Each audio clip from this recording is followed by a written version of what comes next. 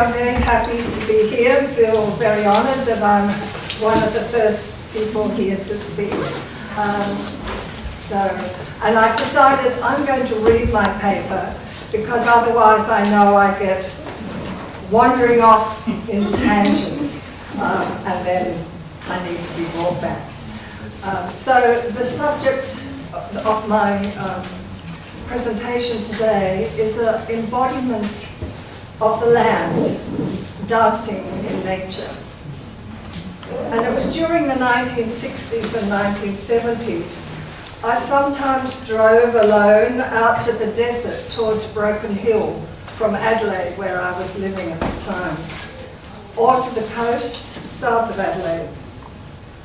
I often fasted, slept out under the stars, and walked barefoot through the bush for hours.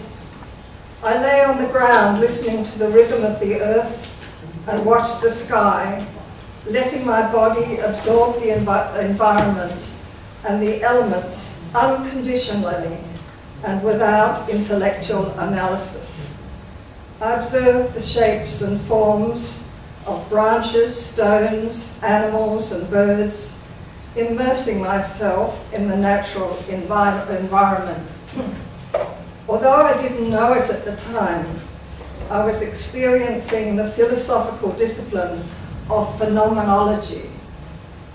David Abram refers to Edmund Husserl, who defines phenomenology as turning toward things themselves, toward the world as it is experienced in its felt immediacy. Husserl discussed it as a science of experience, and David Abram describes it in phenomenological terms, and I quote, "Not to explain it, but simply pay attention to its rhythms and textures, not to capture or control it, but simply to become familiar with its diverse moods of appearance and ultimately to give voice to its enigmatic and ever-shifting patterns." End quote. These journeys of mine of paying attention to rhythms and textures in order to give voice to nature's enigmatic and ever-shifting patterns became important not only for my artistic inspiration, but also for my spiritual development, where I was always aware of shifts in my awareness after journeying into the desert or the bush.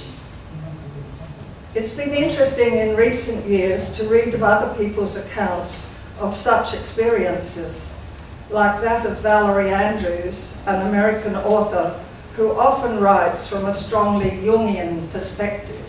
And I'd like to quote something from her book. "As a child, I had a secret place. Every day at sunset, I visited a grove of birch trees, surrounded by a hedge of sweet-smelling privet. At the center was a mound where I would lie down and listen to the steady rhythmic heartbeat of the earth. For 7 years, I performed this daily ritual. Even in winter, I could feel this pulse as though I were connected by a root-like umbilicus to the dark core of the land." Like Andrews, I had some extraordinary epiphanies while in nature or connected to nature. And I remember one, I was in my studio actually at the time having a voice lesson from a singer because I thought I needed to add some text and sound to some of my work. So she had me taking very deep breaths and then sounding out. And at one moment on the sounding out, I was like a kid, just screamed, because I realized that in breathing out, I was in connection with the tree just outside the window. That tree was actually breathing in what I was breathing out.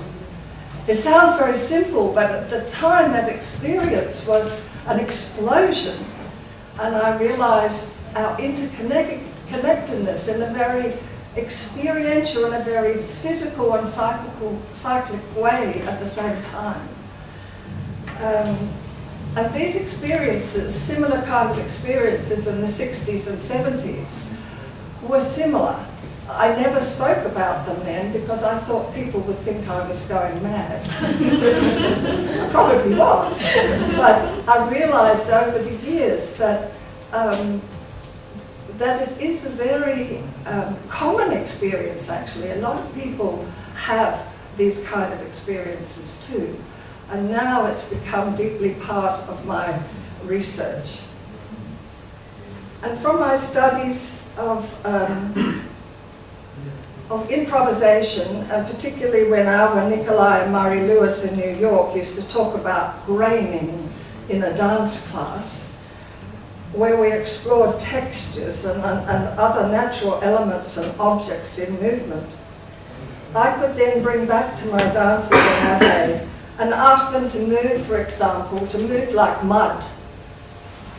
And this required them to find a flexibility and a softness in their limbs and torso, and to use the imagined weight of mud in the way that they moved. Then I'd ask them to feel the sun dry out the mud body. What happens to the body as the fluid is evaporated out? And how do you move as you imagine that you're becoming dry, cracked earth? Although at that time as well, I did not know Anna Halprin or her work, but I realize now that I was experimenting with movement in a very similar way that she was.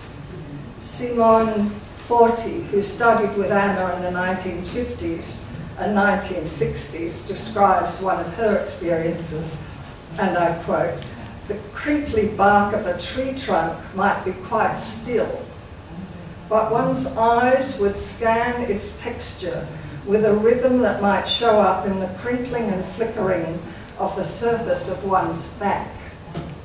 Then as the surface of the back came into focus in the mind's eye, the whole body would become alive with more tree trunk information." So in the 1960s, I would also introduce dance scores based on textures, and I'd invite the dancers to continue to move organically, improvising to images or movement qualities, which I suggested in a kind of stream of consciousness way. I then shaped their movements, groupings and positions to evoke the natural forms and rhythms and feelings that I found myself in the landscape. From Anna, she would explain, by becoming an extension of your environment, you begin to free yourself to appreciate the very characteristics of what a human being is. And from there you start coming out again. And when you start coming out and relaxing, you're working in a sort of non-intellectual way.